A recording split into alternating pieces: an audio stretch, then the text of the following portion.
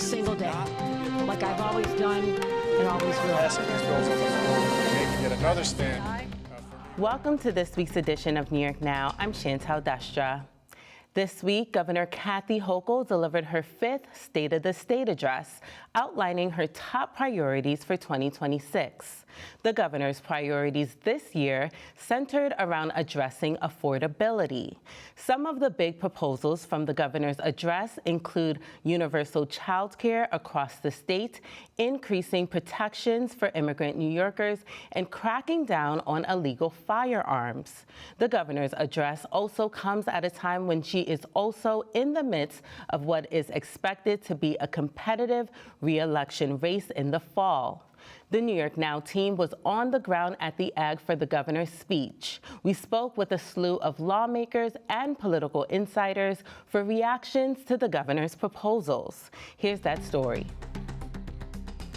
We'll find even more ways to deliver for New Yorkers, just as we've done these last 5 years. Because there's one thing I know. So New Yorkers move forward with strength and compassion side by side. There's no challenge we can't meet, no tyrant we can't beat, no future we can't build. So let's build that future together with enthusiasm, optimism, and with fearlessness. It must be tough. We have to be strong. Governor Kathy Hochul's State of the State address was centered on addressing affordability and fundamental rights for New Yorkers. In the moments leading up to the speech and right after, Democrats seemed to be largely in support of the governor's proposals. There are issues that are at the top of New Yorkers' mind. Can they afford to stay in their homes? Can they put food on the table? Can they be safe from a government that is trampling on their constitutional rights? I liked what I heard on all of those issues. We, of course, have a lot of details to work through over the next couple of weeks, but I think this is one of the governor's stronger State of the States because she was in tune with what New Yorkers want to hear. She's always been pragmatic. She's always been realistic, and that's going to continue. And I am very, very proud of the work that she's done on behalf of the people of the state of New York. One of the biggest moments with the biggest reaction from the crowd during Hochul's State of the State address was a proposal to establish universal childcare. We'll pilot community-wide childcare to provide year-round, full-day, affordable care for newborns to 3-year-olds. This proposal was also one of the key points on state lawmakers and leaders' minds after the address. Dr. Damia Harris-Madden, Commissioner of the State Office of Children and Family Services, says she literally jumped out of her seat from excitement when the governor highlighted it in her address. This is a huge win, but it's also a next stepping stone for what has already been historically laid by the governor in terms of the investments in child care. Some state lawmakers who have long pushed for universal child care are thrilled to see the governor make this a priority this year. State Senator Jabari Brisport, a Democrat representing parts of Brooklyn and chair of the Senate Children and Families Committee, has been a strong advocate for the issue for many years. The chair says he thinks the proposal is a great first step, but still he feels there's more to accomplish on this issue. We need to go a little bit further and make sure the workers are getting paid, and we're as ambitious as possible outside of New York City as well. I'm also looking to making sure that we have sustainable funding for the initiatives in New York City, like the childcare program. State Senator Zellner Myrie, who chairs the Senate Codes Committee, shares a similar sentiment. The senator highlighted the long history of support of the policy and the work ahead to get the proposal over the finish line. But this is an issue that has been prominent in the legislature for many years, even before the last election, but was made clear that we expect the government to make life easier for us, and providing childcare is a critical component of that. The devil's in the details. We got to make sure that we implement this right. We got to make sure that we have the funds to reach as many families as possible. And that's what we're going to be doing over the next couple of weeks and months. This proposal, which the governor previewed days before her speech, also excited lawmakers and leaders beforehand. The State Department of Labor Commissioner Roberta Reardon, who also serves as co-chair of the State Child Care Task Force, before the governor's address, said universal child care is needed. The commissioner added that child care is essential to the state's economy. If parents cannot find accessible, affordable child care, they can't work. It's that simple. So we're losing people every year who have to sit on the bench because they can't afford the child care. State lawmakers like Assemblymember Mikhail Salages, a Democrat representing parts of Nassau County, says she feels the governor listened to families. Families all across Long Island are going through affordability crisis. Me, as a mom of 3, I could tell you that life is very expensive. And so when we tackle and expand universal child care and pre-K for Long Island and other regions. It's really exciting because now we can help affordability with families. Newly elected New York City Mayor Zohran Mamdani, who campaigned on and helped champion this policy, says this proposal will transform thousands of children and families' lives. For so many New Yorkers, this is so much more than the fulfillment of a campaign promise or the realization of a policy priority. It is the assurance instead that New Yorkers need not any longer consider the choice between raising a family and the city that they love.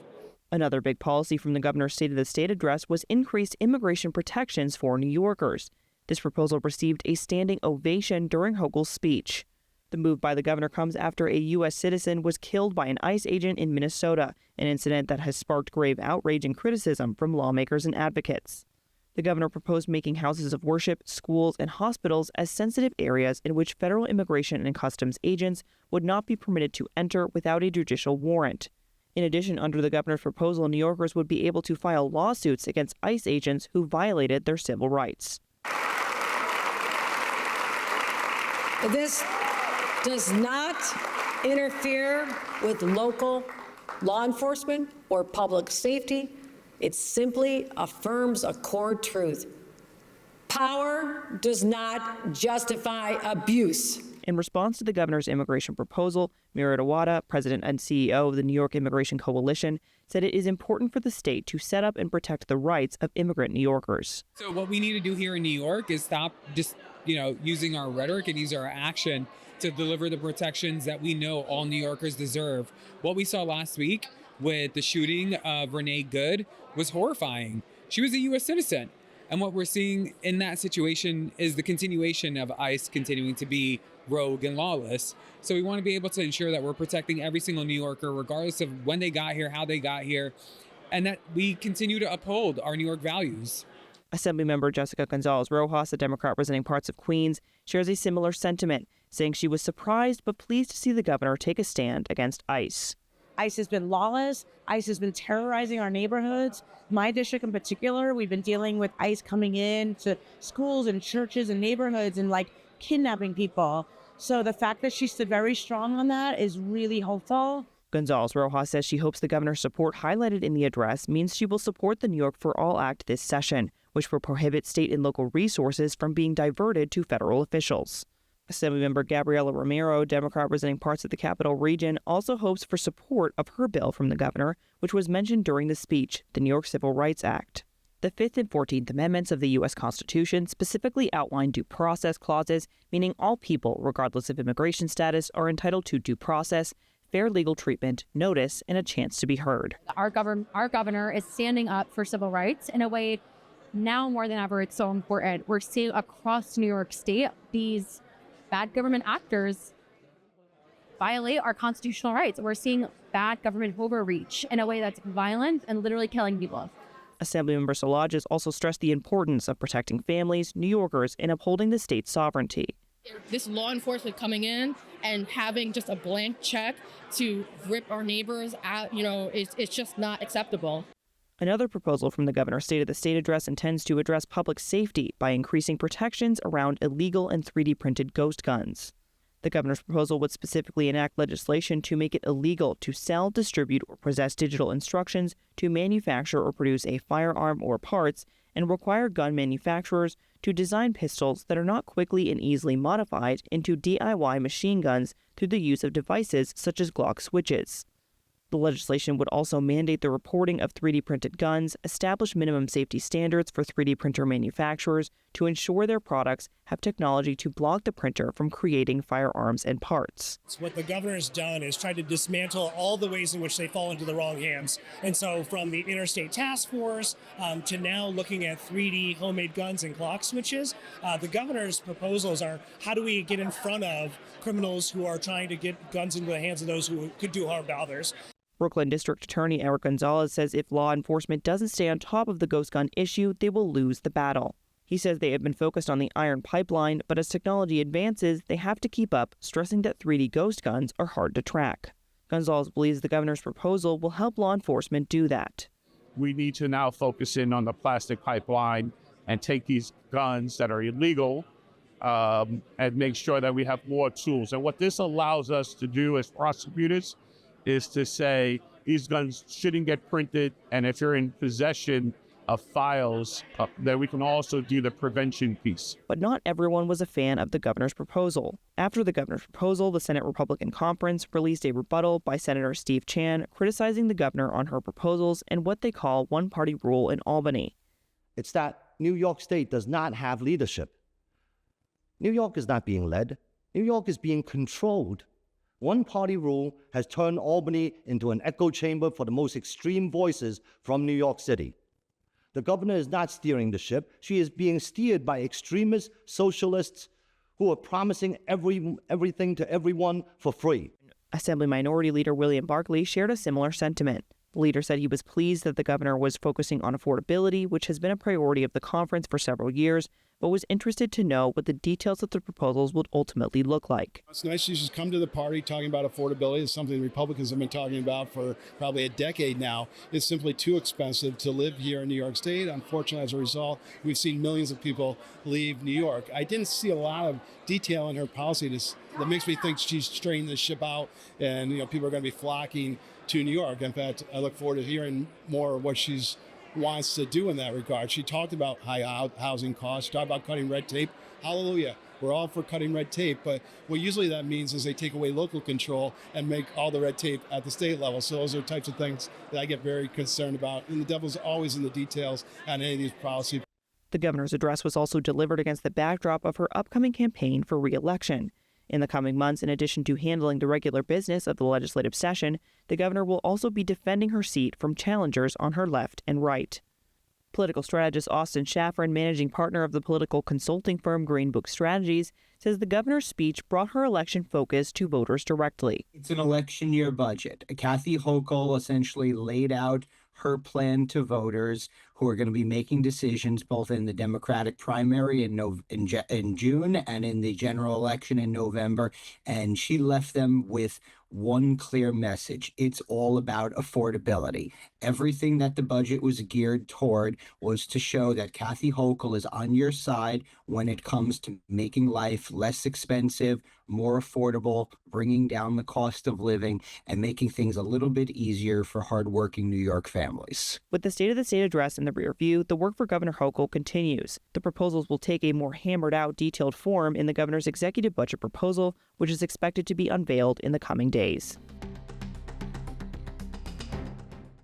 And for more on the reactions to the governor's speech, you can visit our website. That's at nynow.org.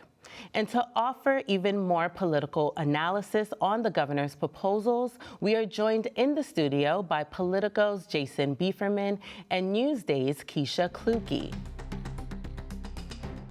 Now, it was quite a busy week at the state capitol, as we know. But to start out, what did you make of the governor's State of the State address this week? What were some of your biggest takeaways? I think she felt a lot more comfortable. A lot of the people I spoke with felt like she really has come into her stride in terms of communicating with people. She didn't try too hard to be too serious or stern or anything. She was comfortable. She made some jokes. She smiled. And I think she's really found her voice and her footing when it comes to just delivering these important addresses. It also was clearly an election year. There was a lot of focus. I mean, the governor has touted herself as the first mom governor, first grandma governor as well. And there was a lot of election year affordability issues, things that would really hit home for voters and residents of New York State. So she talked about, affordability of auto insurance, lowering auto insurance, healthcare costs, insurance costs, right. And then of course childcare, which is the big ticket item of her budget that we're kind of waiting to see how that actually plays out. Yeah. And it was interesting to me to hear the governor sort of course, focus on affordability, but also focus on the threat of, federal funding cuts and how she's been sort of mitigating these waters. What did you make of that aspect of the governor's speech? I think she's made her tactic clear. She's not someone that's going to fight Trump out of a performance tactic or to get voters. She's comfortable opposing Trump judiciously and tactically. She wants to oppose ICE officers. She wants to make sure that New Yorkers can sue them. And she has no issue telling Trump or using the State of the State to show that she's strong against him. But I think what's really remarkable about this governor is she's been able to maintain a working relationship with the president. So she can go on stage in front of everybody on the State of the State, talk about how Trump is a wannabe king, talk about how she's able to implement congestion pricing even though he doesn't want it. But she's still able to call the president, and he's not attacking her on Truth Social for the most part. So I would say that's what's really remarkable. She stands up to him, and they can still work together. I think she also tried to kind of juxtapose herself with the federal government. For example, in there were some negotiations with Canada, some partnerships for disaster relief if Canada needed it from New York or New York needed it from Canada. And that's something that the federal government has struggled with, kind of had this adversarial role with our neighbor to the north. So I thought that was interesting as well.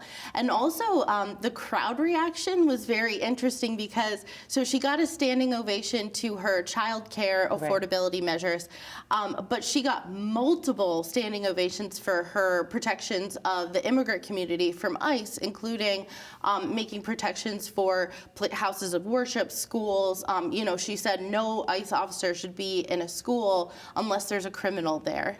And so I thought that was really interesting, kind of that reaction from, of course, the crowd in the State of the State are, you know, guests from around the state that the governor invites, as well as all of the lawmakers who will be voting on and kind of negotiating her policy agenda through the budget with her. Yeah, I noticed that as well, the standing ovations around universal child care and immigration and also public safety. Why are these such big issues for lawmakers and political stakeholders this year from your purview? I think New Yorkers see what's going on around the country. We haven't had the influx of ICE to the same extent that other cities have, where the president has called in the National Guard. But the governor mentioned the shooting in Minneapolis just the other week, that woman that was shot by an ICE officer. And New Yorkers are scared, especially as the city with the largest immigrant population. We're a city of immigrants, and New York City has adopted such progressive policies when it comes to undocumented immigrants, and that makes them a target for the federal government. So the governor knows that, the mayor knows that, and they really want to take a stand and pass these measures like Keshia mentioned, where if you're a private citizen, you could sue an ICE officer if they, you know, cross a line. And I think people really felt a little bit of comfort given this moment that we're in. I think she also saw, you know, the cost of everything. If you're a human in New York State right now, your bills are going up, your insurance is going up, the housing or rent costs are going up, everything is going up, and everyone feels that tension, that stress. And I think both Republicans and Democrats in New York State are addressing that in a little bit different ways, but I think the governor really honed in on that, and especially some of these things like big ticket items. For example, as a new mother, I am also paying for childcare, and it's almost a mortgage every month. It's the same as our mortgage, which is pretty wild. And so, you know, something has to give, and we're not seeing that at the federal level. And so I think state lawmakers, led by Governor Kathy Hochul, are looking to address that and help provide some relief for families, as well as, you know, small businesses, and you know, provide more housing, these sort of essential things that are needed that may not be in everyone's reach because of the costs. And Keshia, as you mentioned earlier, this is such a big year for the governor, right? She's going to be dealing with, you know, the regular business of the legislative session, and also she points to the challenges at the federal level. And of course, she's going to be gearing up for re-election and trying to defend her seat from challengers. How does this speech position her heading into the next few months?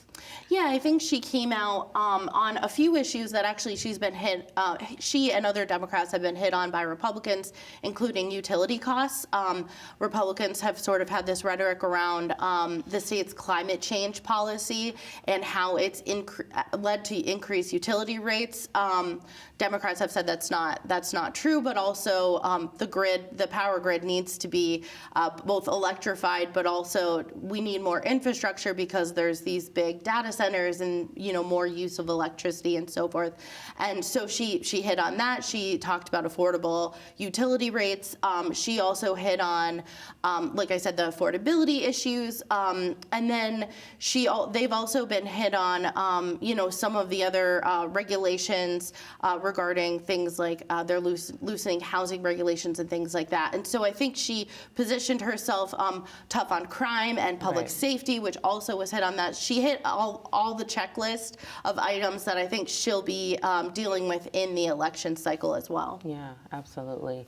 And I know later this week we had a visit at the state capitol from Nassau County Executive Bruce Blakeman, who has also recently launched his campaign for governor.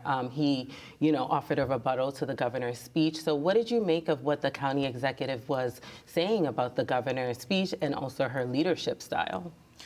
I thought it was interesting. The governor's facing two challengers. She has a Democratic primary challenger, the Lieutenant Governor Antonio Delgado. She has a Republican challenger from Nassau County Executive Bruce Blakeman. Neither of them were actually in Albany or in the Capitol when she delivered the State of the State. Bruce Blakeman didn't come up until the day after.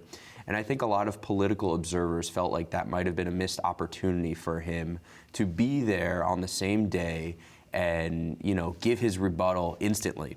But he did arrive at the Capitol, and he did say that a lot of Kathy Hochul's efforts, in his opinion, were too little too late, as did the lieutenant governor.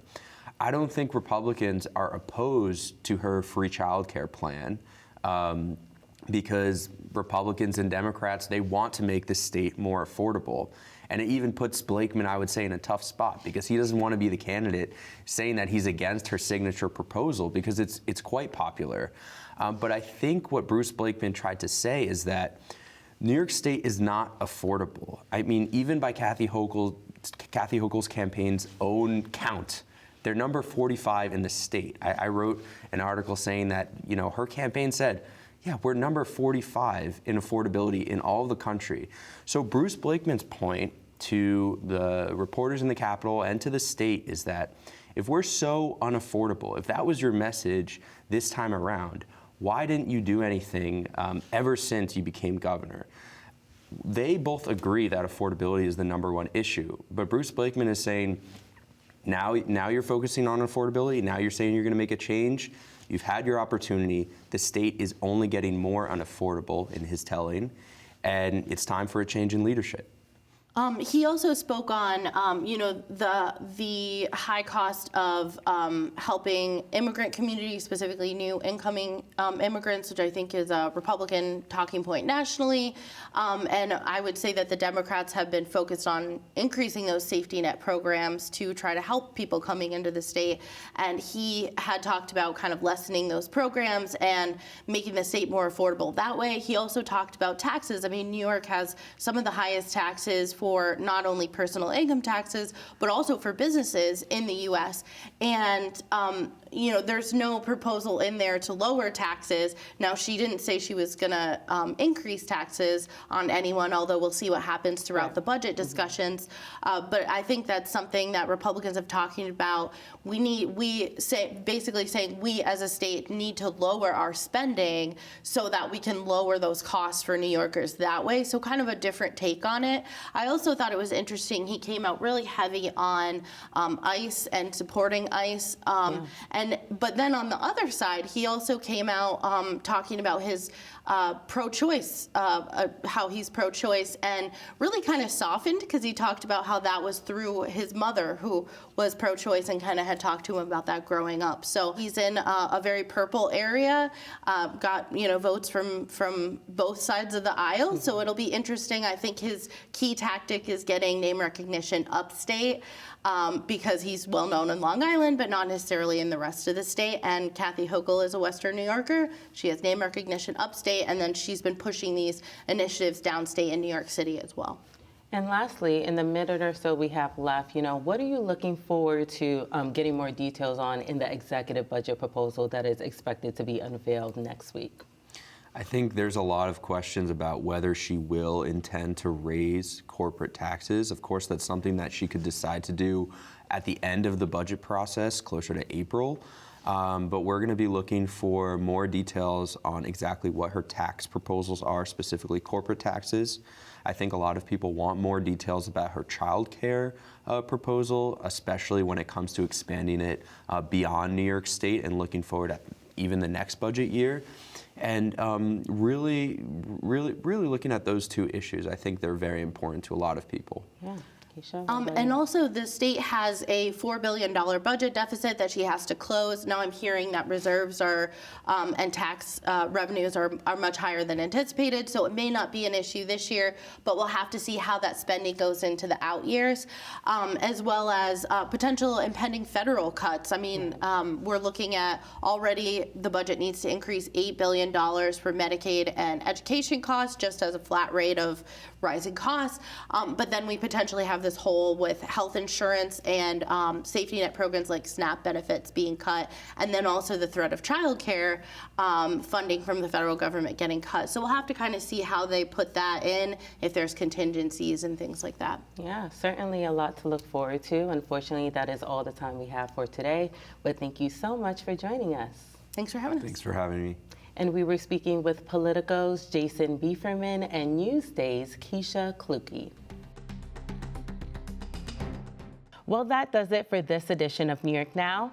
Thank you for tuning in, and see you next week.